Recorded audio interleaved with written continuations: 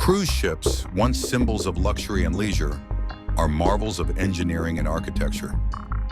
These floating cities transport passengers to exotic destinations, offering everything from gourmet dining to water parks on board. However, even these majestic vessels have a lifespan. When maintenance becomes too costly or regulations outpace their design, cruise ships face an unglamorous end, being dismantled for scrap.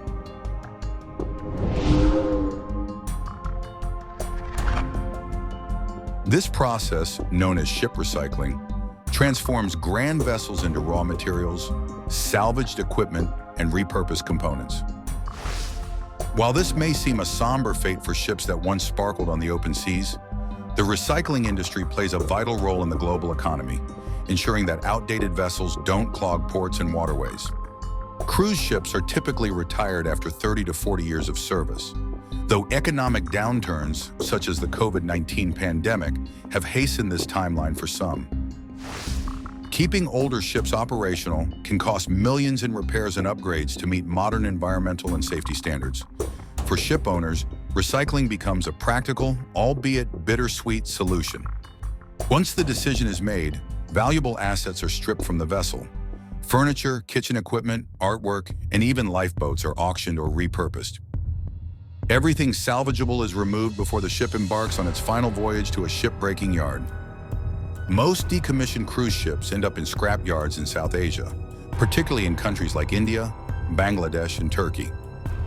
Alang, India, is one of the world's largest ship recycling hubs, where beaches have been transformed into expansive dismantling facilities.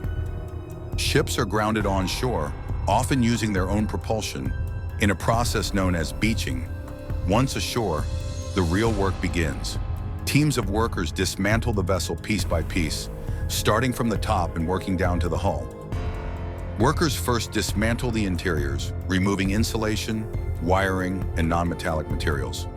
Recyclable items such as carpets, metals, and plastics are sorted for resale. Using oxyacetylene torches, workers cut the ship into manageable sections, which are then transported to recycling centers for further processing. Steel, the most valuable material, can account for up to 90% of a ship's weight. It is melted down and reused in construction projects worldwide. Copper wiring, aluminum, and other metals are also recovered. Older ships often contain asbestos, lead-based paints, and other toxic materials. While international regulations like the Hong Kong Convention aim to ensure proper disposal, compliance is inconsistent. Some shipbreaking yards have lax safety standards, putting workers and the environment at risk. Ship recycling provides employment for thousands in developing countries, offering a critical income source where opportunities may be scarce. However, the work is dangerous, involving heavy machinery, toxic materials, and the risk of accidents.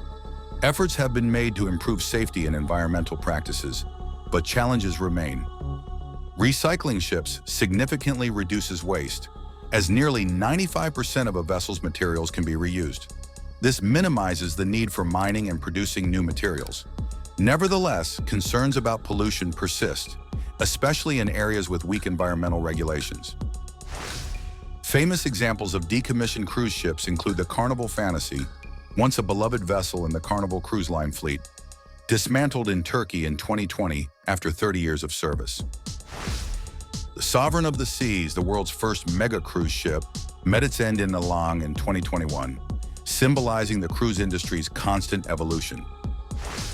The SS Norway, formerly SS France, a legendary ocean liner, was scrapped in 2008, sparking outrage from ship enthusiasts and environmentalists alike.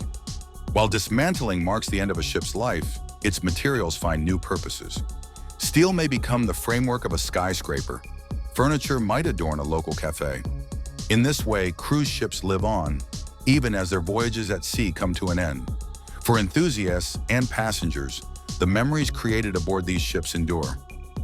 Though turning luxury liners into scrap may seem harsh, it reflects the cyclical nature of resources and the ever-changing demands of the maritime industry.